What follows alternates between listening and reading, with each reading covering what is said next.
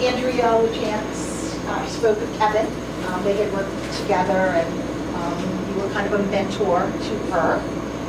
So Kevin is the GM of the new Homework Suites on, I call it Route 9, but you call it Boylston. Route 9. Okay. Which opened... August of last year. August 2016. But he's going to talk about his career, how he got to where he is today, sort of the challenges that he faces. We've talked a lot. They're reading the Airbnb book right now that just came out in February. So we've been talking a lot about, is that affecting the hospitality industry? You know, maybe you can speak if it affects your hotel at all. And then we have, they all have questions that they composed prior to today's lecture. And I was smart enough to print out the ones from the online students. So I have plenty of questions to ask. Great, great.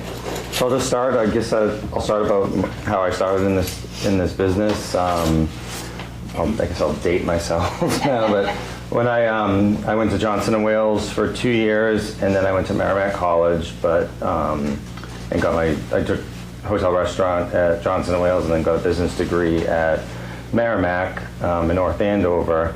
And throughout school, I did work. I worked at a hotel, so I had that experience. I actually did some waitering, I guess, when I was, a freshman, and then eventually went to the front desk, which worked out great. I graduated in Merrimack in 1994, and was able to get a GM job right away, and it was basically due to the experience. It was, I worked, like I said, I worked at a front desk, a couple nights a week, but knowing the operation of the hotel was a big benefit for me, and I was able to slide right into a role as a GM. So I was a GM at a 130-room Comfort Inn right at Logan Airport, and I was probably there for about 6 years when I was offered a job in Braintree with a management company called Newport Hospitality Group. And I ran a Holiday Inn for about 5 years, and then opened my first hotel, which was down in Rhode Island. And I think at that time I was 28, 29 years old when I opened my first hotel. And that was a 170-room Hilton Garden Inn right at T.F. Green Airport in Rhode Island, if you guys are familiar with that area. And I was there actually for 10 years as the general manager. That property, some of the strengths there was we had a very good team, a lot of good employees. We really selected and we interviewed selected quality workers and team members, and that property itself ended up being, out of all Hilton Garden Inns for the 10 years that I was there, and it continues to do well, in the top 5% of all Garden Inns. And there's 660 Hilton Garden Inns, so it was a big accomplishment there. In 2012, the hotel was about 8 years old, never been renovated, and we still came in number 2 out of the Hilton Garden Inn. So we were like 0.2% away from getting into the year for Hilton.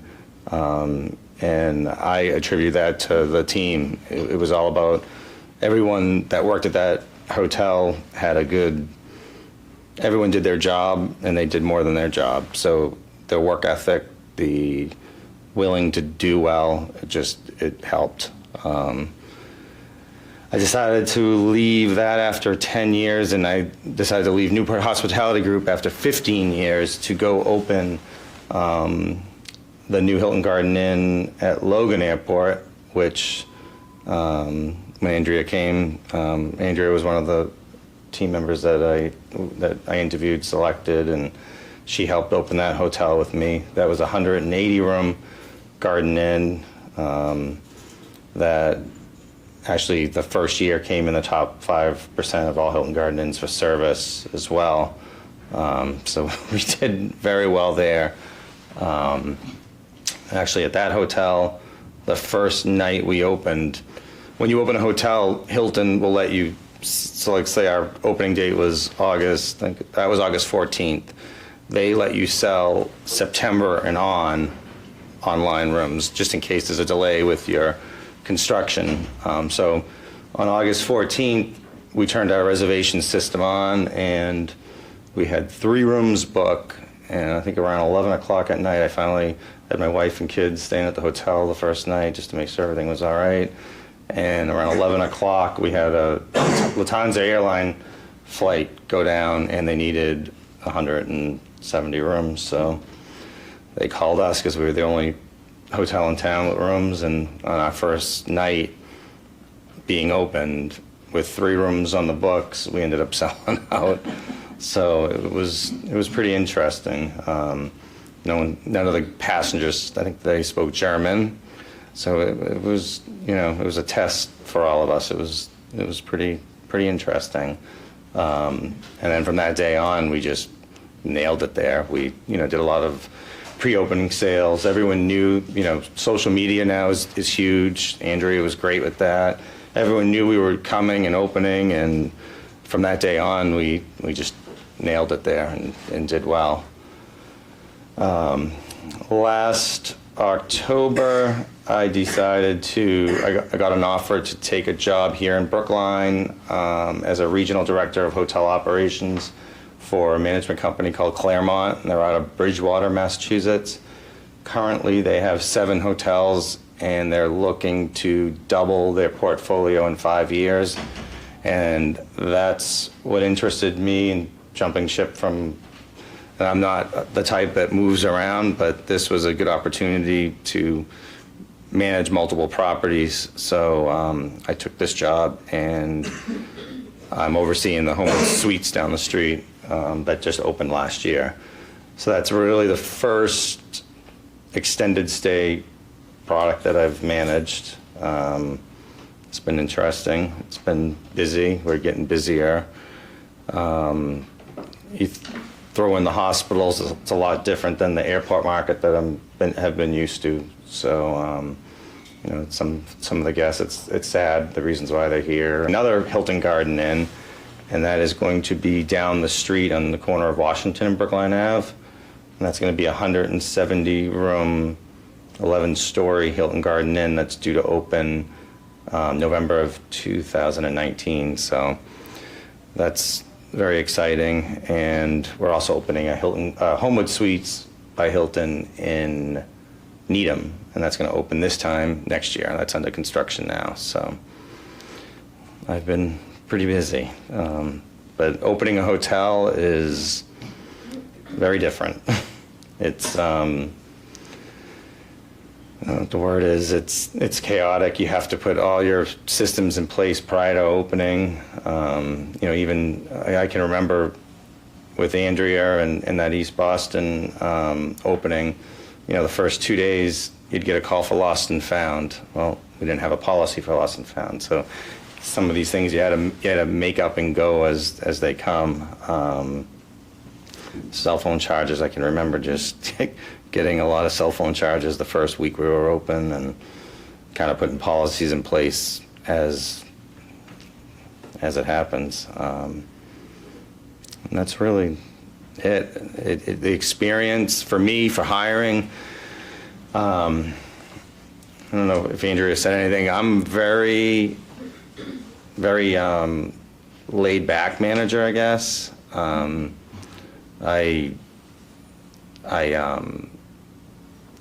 More of the type, and it's worked for me, and a lot of managers probably disagree with my management style, I guess, but I'm all for someone makes a mistake, you learn from it. I'm more of the type of manager, and like I said, it's worked for me, that I empower people.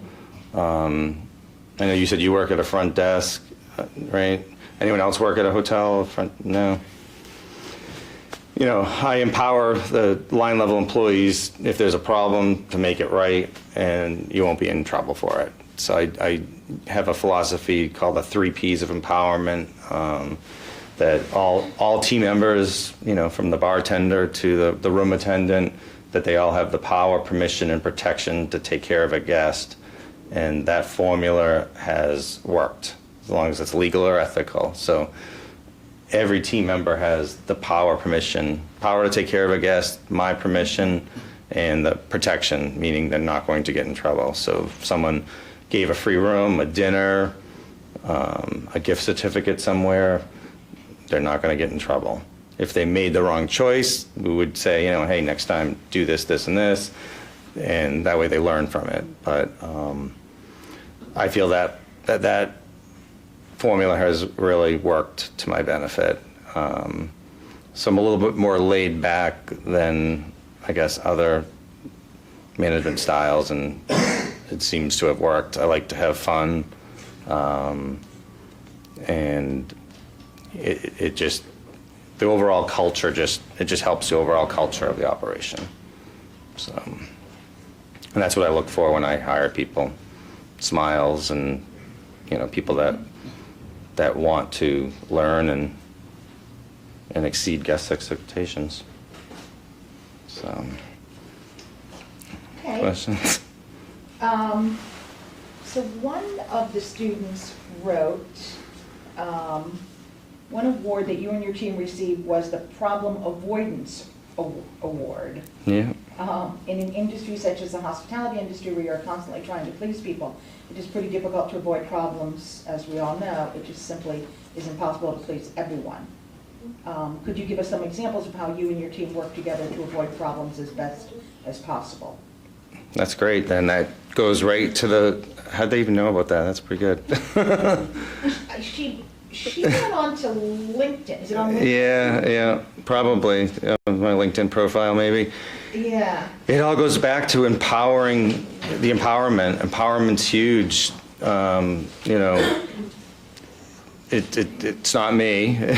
It was the team, and the team all took ownership in their jobs. They had the power, permission, and protection to take care of guests. And we actually got problem avoidance and problem resolution. And in Warwick, we got that award out of all the Garden Inns 6 years in a row, which is pretty amazing. And it just goes back to the empowerment. Everyone takes initiative, ownership, and when there is a complaint, you take it, you analyze it, you find out how it happened and what can we do next time not to have that happen. No one likes when a guest comes up and is upset, and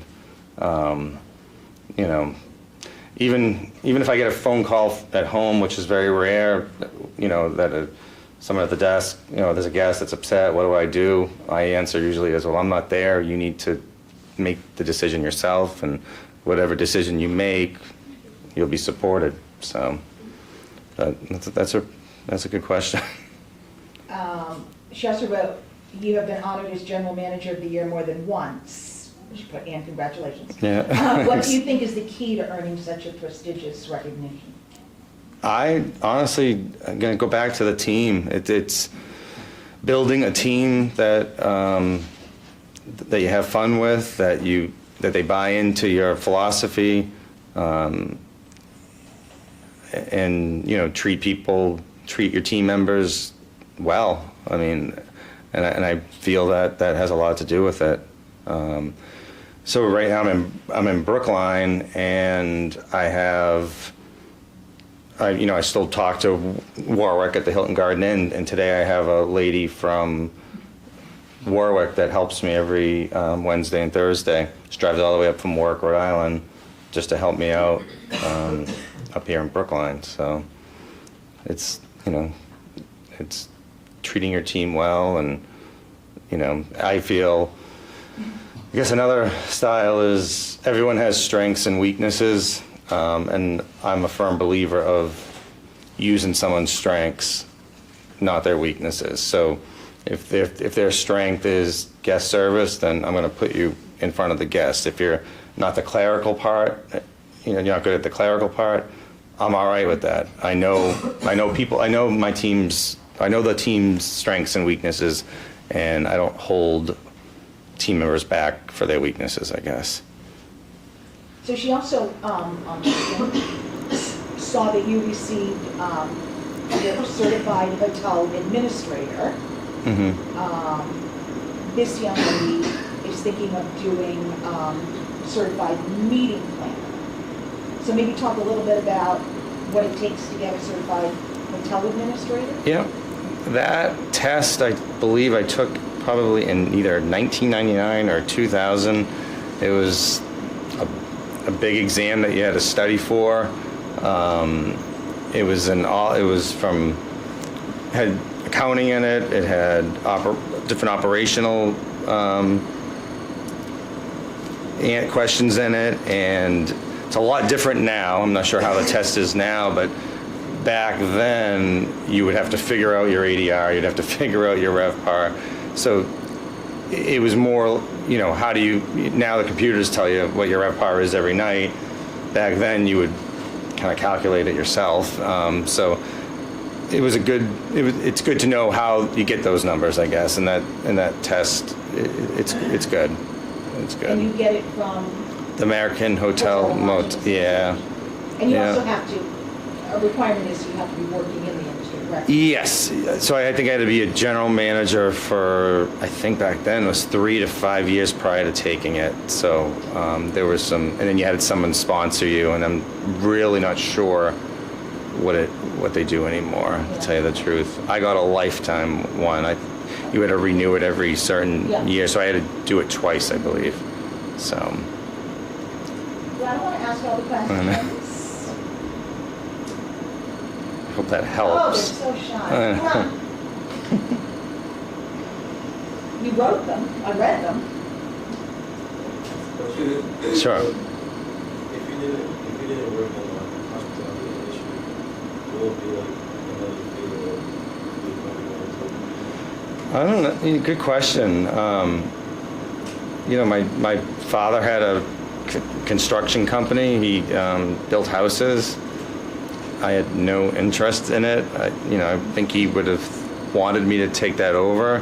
I'm not handy. I thought of that, some accounting work, but I had to, in high school, I had to, get a job in the summer, and I just chose a hotel and, worked as a waiter in banquets and just got it in my blood. But I don't know, I couldn't imagine doing anything else. Every day it's different. You walk into something different every day. And I'm a hyper person. I don't like to sit at a desk all day long, and this job allows you to, walk around all day long, and you're not just confined to an office all day. So that's a big draw. That's a big plus for me. Well, Courtney, I'm going to read one of your questions.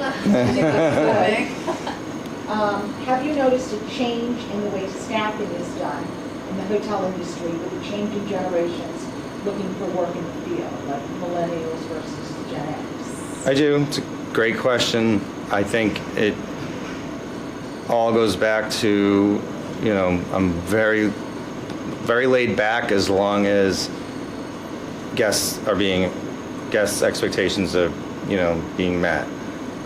Cell phones, I have a cell phone. If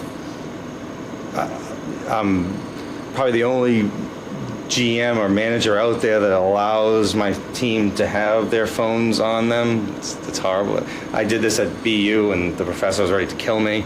I allow them to have their phones, but I expect them not to pick up the phone when there's a guest around. So I kind of set the expectations prior. So the girl that's helping me from Rhode Island, she keeps it right in the drawer. And if there's no one around, she pulls out the drawer and texts or looks or whatever. It's as long as they're not doing it in front of guests and guests are impacting, then I'm fine with things like that. Millennials, I guess it's a little different managing at some aspect. It's a lot more feedback, so it's a lot more telling them what they're doing right and what they're doing wrong. It has changed. It is a little different. Do you have a lot of people like in that age range that work for you? I do. I do. I try to. I had a Christmas. I threw a Christmas party for a charity. Ownership did. We had some. It was a pretty upscale, I guess, Christmas party, and the gentleman at my front desk was probably 20, but he showed up for work. He's great. He's great with the guests. He came not in his uniform, but he came in a white sports coat, and just brought him aside and told him I appreciate it, and he didn't, he wasn't trying to do anything wrong, but I didn't make him, feel bad. I actually let him, believe it or not, let him wear it, but told him, there's a time and a place, and he thought he was doing something, thought it was all right.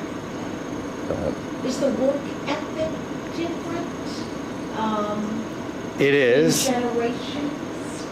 It is, but that goes back to interviewing and hiring, I feel.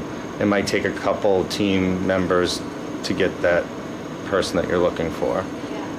Millennials kind of get a bad rap for not having a work ethic or feeling like everything's supposed to be handed to them, but like there's definitely, it's not like that with everybody. It's kind of like a general overview, which kind of like makes me mad because not everybody's like that. But you just gotta figure it out, like you said. It's just, in setting the expectations, Yeah. This is what I expect. But you were telling me when we met, one time you had someone call out from 7 to 3, 3 to 11, and 11 to 7, Mm-hmm. on that one day. And that, to tell you the truth, has not happened to me in my entire 20-year career until I came to Brookline. I hate to say it. So it's interesting. Don't burn bridges. There's always, references are so huge right now. It's so important. But yeah, that has happened. but like I said, I'll work with all, and I respect youth, and my gosh, I think 3 to 5 years ago, I didn't allow earrings in men, and there was some other crazy things, rules that we all had, and changed a little bit, So a lot of people ask if you will stay loyal to the Hilton brand. Right, I think that's my comfort level, but no, the Claremont that I'm working for now, we do have some Marriotts, I think Marriott or Hilton would be the brand of choice. I think those are the two top brands right now. The experience at a Hilton or a Marriott, or even an Intercontinental, I guess, it's so important. If I'm looking for front office managers all the time. I'm building that 170-room hotel that's opening in a year and a half. I'm building the other hotel down the street that's going to open next year at this time. And I wouldn't hire someone with a degree unless they had the experience. I'd hire someone that was at a front desk for 3 or 5 years before I would hire someone with no experience with just a degree. So the work part is so important. It really is. Very important. In this industry anyways. With Hilton, it's very in depth. It's an online training. It's about 40 hours of computer online training, and then out front the week after the 40 hours out front. And I typically always like to have someone with, obviously, the trainee and I'm a big role player, make sure we're role playing on down times. And also, I always try to find out how people learn. I'm more of a visual, do-it-yourself learner. Some people can just, sit back and take it in and then just do it. If someone's trying to show me something, I'm always like, no, I got to do it. So there's some desk clerks that know how to do things better than I don't. Some things I don't even know how to do. If I ask someone, I have to do it. So I usually find out what type of learner that team member will be, and then that will escalate the training. But I think that's very important. Questions? Come on. You all wrote them. Nice to meet you guys. Bye, Courtney. The working in the field is very, very important, though. It really is. Yeah, no problem. So what advice or suggestions would you give to somebody that plans on entering the meeting, convention, event planning industry? Would you prefer, or would you suggest for them to start off in a hotel, or would you suggest for them to start with a company and then work their way in terms of building their own company? I'd say a hotel, like a sales administrator job, Okay. something like that. That's the same thing that Andrea said, so. Oh, she did? Yeah, Oh, that's good to know. Sales administrator, huge. You learn a lot. You learn such a lot on that job. You're basically in that job, you're taking all the calls for the director of sales, and you're kind of funneling those calls and entering them into a program that will, tell the director of sales who to call, and that right there is very important. Detailing weddings and business meetings, and you get more hands-on on that than anything. And the front desk, believe it or not. So a mixture, but mostly the sales admin. Definitely. It's good to know she said the same thing. It's good to know Andrea said the same thing. So this young lady wrote, when I was doing research in order to ask you these questions, I came across an article on how you and your team at the Hilton Garden Inn Boston Logan Airport has teamed up with a local East Boston Boys and Girls Club. In doing so, you donate school supplies to the club. How did this idea come up? And can you explain to us a little bit about how you implemented the program? Yeah, so I did that there, and I did that in Warwick, and currently we're doing it here with Children's Hospital. I'm a firm believer of giving to your team and giving back to the community. So those are the two principles that I use. And in East Boston, it was the Boys and Girls Club that I didn't pick, that I had the team pick. So in East Boston, we had a lot of the team members were from East Boston, and I had a meeting and said, we want to give back to the community. What charity do we want to support? And I let them as a team come up with that charity, and that's what we picked. And there was a lot of team members, kids that went to that Boys and Girls Club for after school. So, Does the company make you do no, this kind of work? This was your idea? this is a personal. It's just something that I and I did it in Warwick. We did it with a children's home, like a foster care home, and it just helps create that team. It brings the team together, kind of the sense of community, and it's just it helps someone, and it also builds your team. So we also save all the soaps from the guest rooms and shampoo and lotions. So when the room attendants are cleaning the guest rooms for checkout, they throw it into a bin. So the body soap goes into one bin, the shampoo and the lotions go into another bin. And on a quarterly basis, we send it out to a company in Florida that takes the soap, does something to the soap to make soap that's purified, and same with the shampoo and lotion. And right now we're sending it to Haiti, to an orphanage in Haiti.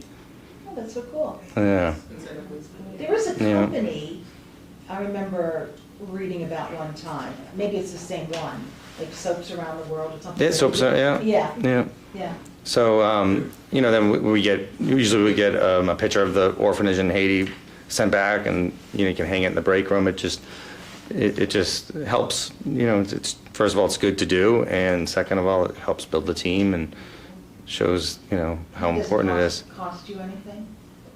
No, it costs the shipping, but it's minor, I mean. Do they do that at the Renaissance? No. You could perhaps tell them they should be doing that. Yeah, we don't. Yeah. Where you've worked, has your company ever been involved in some philanthropic, you know, endeavor? You were at the semester, right? Yeah. They do like,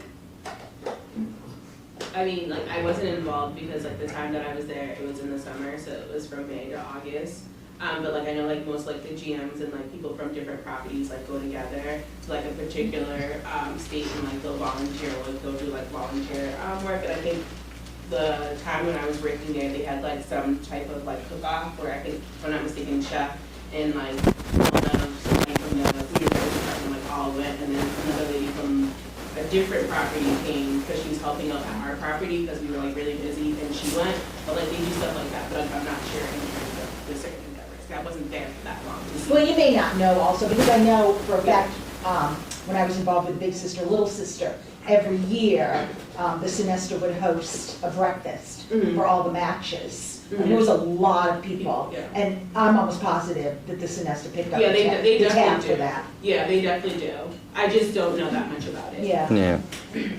It just brings the team together. And again, it's the right thing to do. I mean, everyone takes ownership of it. And the pictures in the break room with the orphanage in Haiti, it's great. It's nice to see.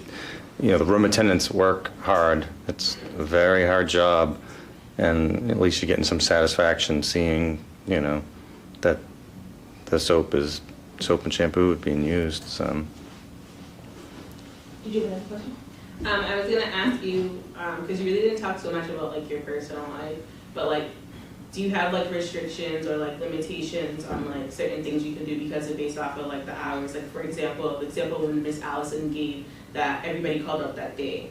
Like imagine if you had something like special planned, like giving like your personal responsibility, you have to always put that aside, or like how does that go in terms of like with your schedule and your position? Are you talking about like work-life balance? Yeah, work. Yeah, I hate to keep on, it goes right back to the building the team. I was able, with that instance, and actually we had another one this past week. I have a front office manager and I have an assistant general manager that, I hate to say it, would pick up that. But time management, again, is very important. My wife's in the same business. She's a director of sales. I have 2 boys. I live in the Foxborough, Massachusetts area, so I have a pretty long commute. It takes me about an hour. I usually drop off Mondays, Tuesdays, and Wednesdays at school. I don't get into the circle till 8:40, but I make sure that my team is all set in the morning, that I'm scheduled correctly. So I usually don't get to the hotel until 9:30, and then I'll stay later, and my wife will go in early and pick up the kids at school. So it's communication. It's, you know, yesterday my wife on Monday came to me and said, you know, Norwegian Airlines wants to, you know, do a site tour at 4:30. Are you able to get the boys at school? And, you know, I was able to juggle my you know, and communicated to my team that, hey, I have to leave at 3, no later, to make sure I get to Foxborough to pick the boys up at after school by 4, and then go to baseball and and so forth. So communication and time management is where the skill you need to be able to juggle it. But, you know, it's important. So the role of general manager is not easy. There's an awful lot of responsibility, expectations, guidelines, long hours, continuous training, and the ability to be able to juggle many roles at once. Can you give us an example of what you truly love about this position, and an example of what you think might be very difficult or just something you dislike doing? I dislike being at my desk doing budget work, so I don't like to be in a office all day long. It's about an hour a day, I guess, and usually September's budget time, so you're typically in your office a long time doing your budget for the next year. So that's probably one thing I dislike, but what I like is being able to, walk. Every morning I walk the halls. I say hi to every single team member there. We do what we call a huddle. At like 12 o'clock, we all stop what we're doing. We all meet in a room, and I go over like the scores, which every guest that checks out gets a survey, and that survey gives you scores based on how you're doing. And I usually typically go over all that and get feedback from the team members, anything they need from me. So I like the team building part. I like seeing people excel. I like to see people move on to bigger and better things too. I like the teaching part, getting people up to speed. I hired back in, I think, 2007 at the Hilton Garden Inn in Warwick. There was a gentleman named Ross that was at the front desk. First he was a pain in the neck. I told him, again, I set the expectations. He ended up being my assistant 3 years later. And then 4 years later, the company sent them down to Charlotte, North Carolina, to run a 100-room Fairfield Inn by Marriott. So I like seeing success stories like that. I like seeing people grow. I'm not a firm believer of someone at the front, and that's another thing in work. If someone puts their time at the desk, I like to see people move up. So I would say that's my biggest like. Okay. Do you ever get to visit other Hilton Gardens to see what that Yeah. management companies do? Yeah, I do. Every year we have a convention. It's always somewhere fun. It's usually 3 or 4 days, and you do a round table. You get to discuss how people are doing things. They're not typically usually held at a big convention hotel, but I get to go at least quarterly to another Garden Inn in New England to see how things are. And Have you seen the one in Blackburn? Because I actually work at the Renaissance right there. oh, you do? Yeah. Yeah. I did go in there. Yes, it's beautiful. It's beautiful. You don't How? have much function space on it. No. So you work for Colwyn then? Yeah, but Yeah. we do the events over there too. Okay. They don't have a small. Yeah. You just do combined. That's a great company that you could move up into. They have a lot of, I guess, younger managers, and they seem to train very well from within and move people up, so it's good. How long have you been there? It'll be 2 years in May. Oh, wow. Observer, so, That's great. but weekends, Yeah. because I live in Franklin, so. Okay. Yeah. She wants to be an event planner. Yeah. Yeah. A lot of that seems like the big thing right now. It's very very popular. Yeah, we actually, last year, just added a concentration in meeting, convention, and event planning. I also sit on the board of directors for the Boston Convention and Visitors Bureau too, so that's another something that I got involved in to see what conventions are coming into town and their strategies and stuff. So it's pretty interesting. And I did that in Providence. I was on the board for 11 years. So it's a big business, the convention business. We had, do you know Beth Steele? I think she's with the Convention Bureau, Yeah. VP in sales. Okay. She came, not to this particular class, but she came a year or so ago to talk to another class. So what do you think about Airbnb? I mean, does it have any effect on your property? Do you think going forward, we'll just talk about Boston for now, is it really gonna hurt hotels or no? They're saying it is hurting.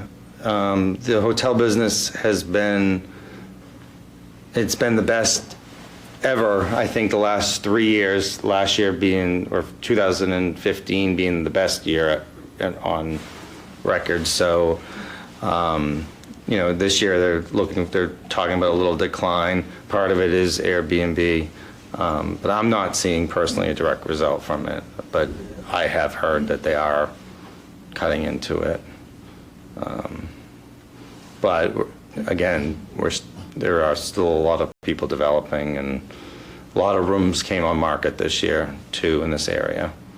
A lot of new hotels, which is not the case in the last 6 years, last 10 years. So This area, you mean Boston or Brookline? Boston and around the suburbs of Boston, there was, Colwyn just built the Hilton Garden Inn in Foxborough. They just built the Homewood Suites in Chelsea. The Hilton Garden Inn Logan just opened. There's 3 AC hotels that just opened up in the Cambridge area. So there's a lot of new builds, a lot of new from the ground up hotels that opened up in this market. So that's taken a little chunk away from everybody. But they must feel like they need the rooms. Right? You do from April to October, and then it's heads in beds and fighting for business. It does go down a little bit. So, do you reap any of the benefits from the Boston Marathon? We do. Yep, we do. So we'll be busy this weekend. I'm sure your place is, you guys sold out already? Yeah. So we do. The Friday night is a little softer than typical. The marathon this year is down a little bit because Easter falls on Sunday. So they are saying that it is the occupancies are down for it this year. How much do you up your rates? Not, believe it or not, not much. I mean, we Hilton and Marriott, rate more rate integrity. I'd rather have a rate that sells, not a vanity rate. So, our rates for marathon weekend might have been to $329, which it is a lot, but not crazy. And I don't think any of the hotels have gone for that weekend crazy. So how important is it for a young person to get a degree in hospitality? That's where they want to go. Could they do it just on experience alone? no, you need a degree as well. You do. Even though I've only worked for 3 companies in my career, all 3 required a degree and referenced it. I mean, checked the reference on it, along with background checks and so forth. But it's important, the balance. But the job experience, I can't tell you anymore. It's very important. Even the event planning, working in the sales department, the front desk, huge. You're doing banquets, you said? Yeah. You should ask to go into the front desk. No, I'm kind of scared. I've heard so many horror stories. It's tough. It's tough, but when you do the event planning, it's going to be the same thing. The front desk experience is very, very good. You probably make less at the front desk, maybe, right? Too. Would you make less? Yeah. But it is important. Yep. Do you think that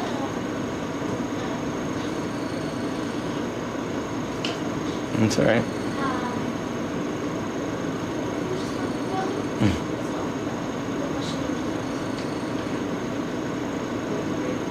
The degree? Oh, the degree. yeah. Oh, okay. So I was wondering, like, if we were to go on to graduate school, do you think that it would be better for us to get a graduate degree in hospitality administration, or would it be better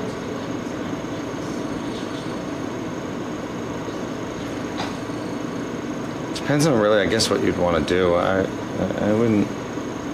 Like, just like working in hotels. I don't know. I don't want to give you the wrong. The degree is definitely important, but I wouldn't know which Do one. you also want to eventually own your own business? Yeah, well, it's not for me yet. It's actually. Oh, I thought you were talking about something. I don't know. What would you say? I mean, it all depends. Yeah, I guess it depends on, I mean, in my heart of hearts, I think an MBA probably carries a little more weight than a master's in hospitality, Definitely. just because of the type of degree it is, so. But if this person's goal was perhaps, you know, to be a GM or to be a regional director or, you know, really move up the ladder, then maybe the degree in hotel might be, you know, a better fit. And in this business, you got to put your time in. You do. Line level, a couple years, and just like Andrea did the same thing. You know, she's a senior sales manager. Definitely qualified to be a DOS now, so. All right, who have we not heard from? With the question. Ladies, gentlemen?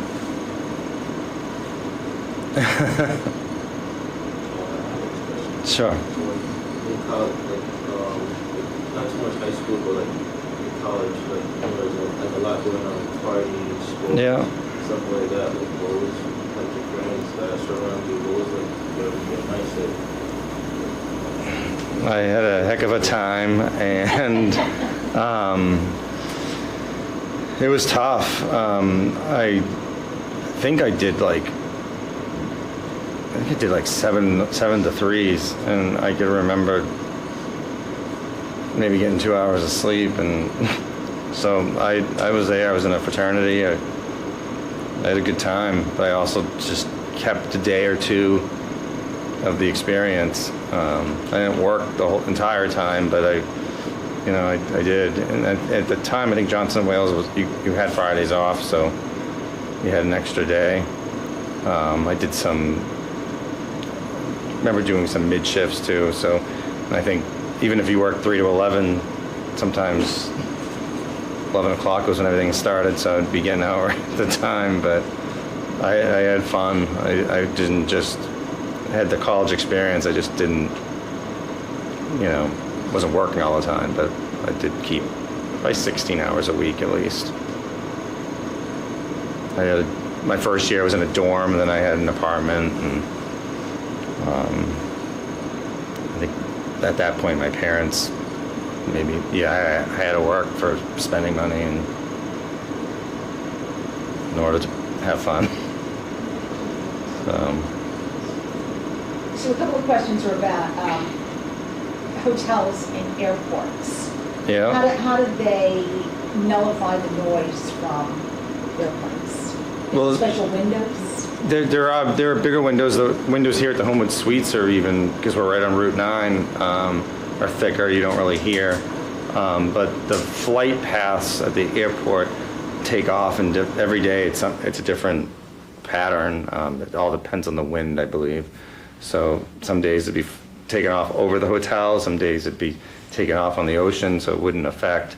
But it never was a problem. But the windows are thicker.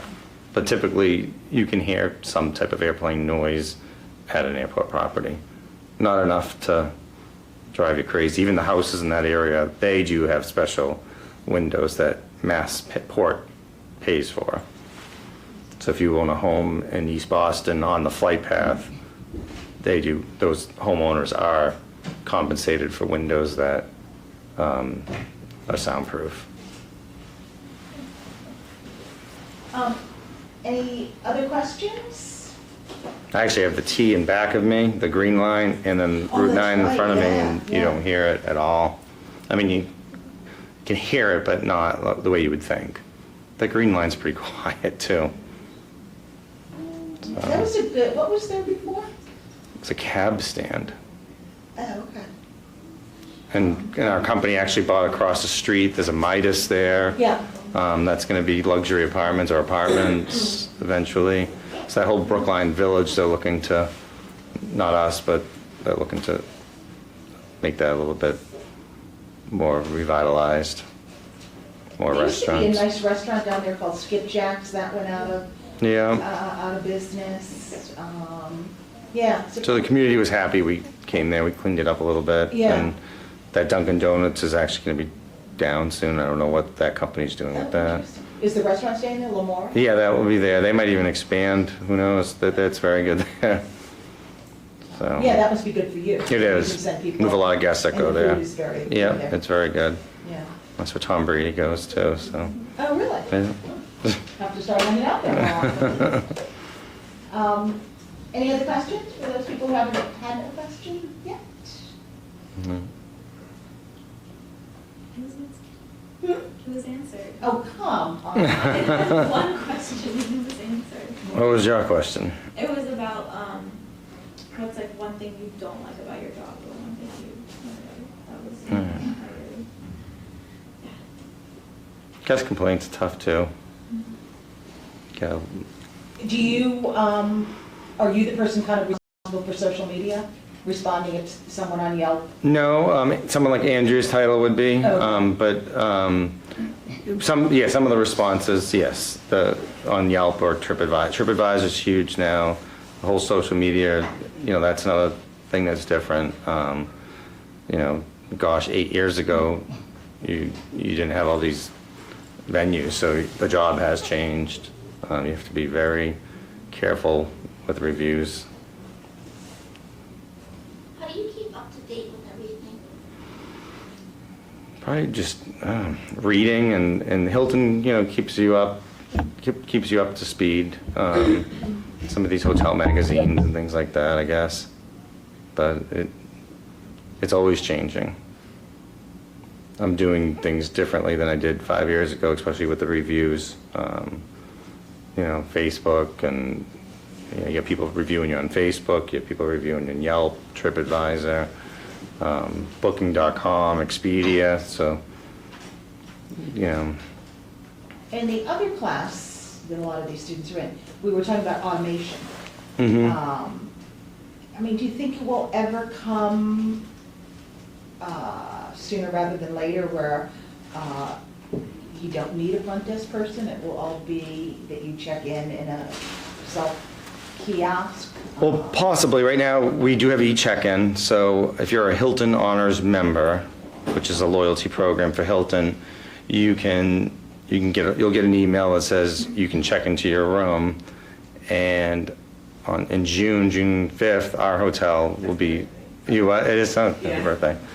So you get an email, you can check in, so you can actually pick your room, a map of the hotel, and the rooms will come up, and it will show you which rooms are available, and you can actually click on that, pick your room number, and This is right after you've now, already booked your room? after you booked your room, so like, let's say Would you book it through a third party, or you have to book it through? you have to book it through Hilton. You have to book it through That's Hilton. kind of cool. Yeah. That's cool. Yeah. Yeah, so you pick your room, and if you're a loyalty member like the Hilton Honors, your credit card's on file, and you can actually take your cell phone, your iPhone, and go right up to your room, and tap your key and go right in, so no interaction with the front desk.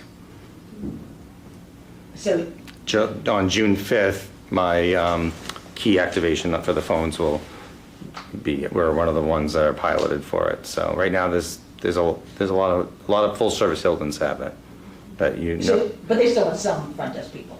Oh, you still have front desk. You definitely do. You just don't need as many, perhaps. You don't need as, well, no, that could happen, but I don't foresee it.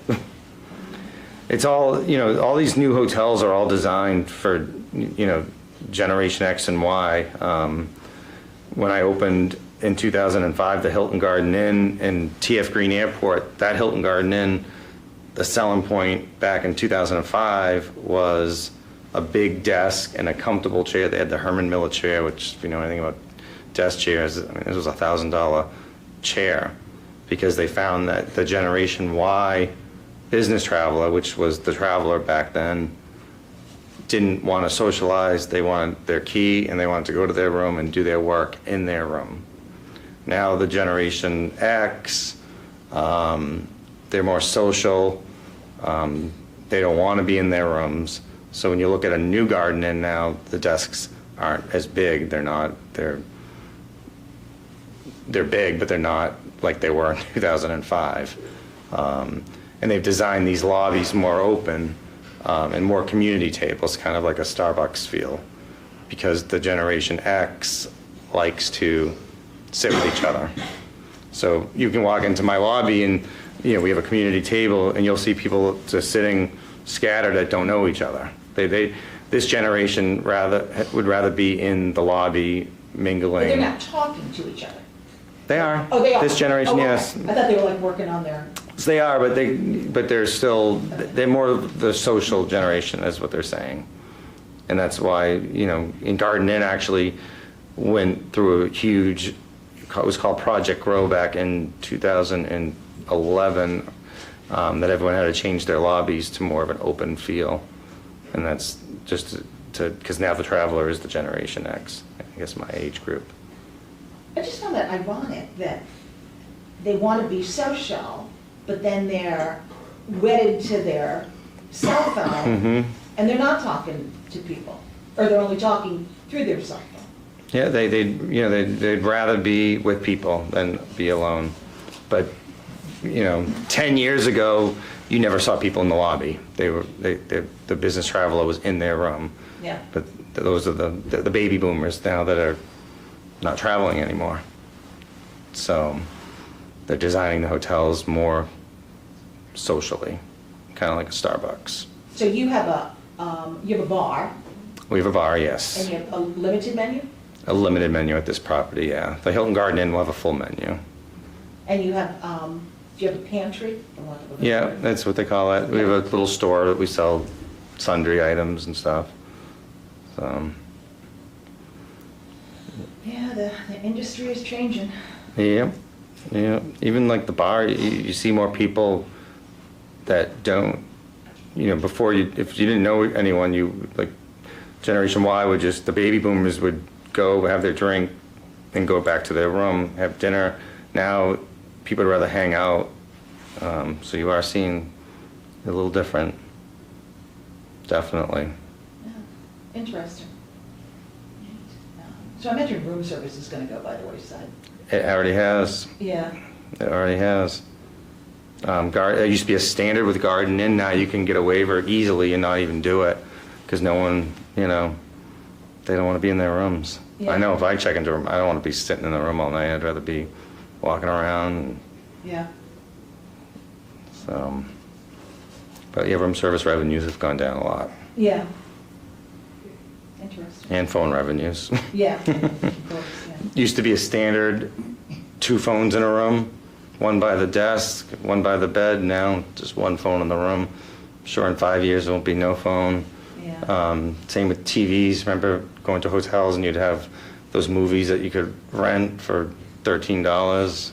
No more of that. That's a thing of the past, and that's because everyone watches movies now on their devices. Internet speeds, it's amazing. I can see some people in a room will have 5 devices going at a time. So, you know, you get your iPad, your iPhone, your iWatch, so it you know, if it's a husband and wife, it's the same, it's double that. So even the speeds for the internet has changed in the last 2 years. So. Any last questions? No? Well, thank you very much. Yeah, We're going to thank make you. you an official Nighthawk. Oh, thanks. Hope it helped. Get out there. Thank you so much. Thank you for coming. Yeah, no problem. If anyone wants to take a minute and chat with Kevin about a possible internship, now that he's kind of settled I and know. uh,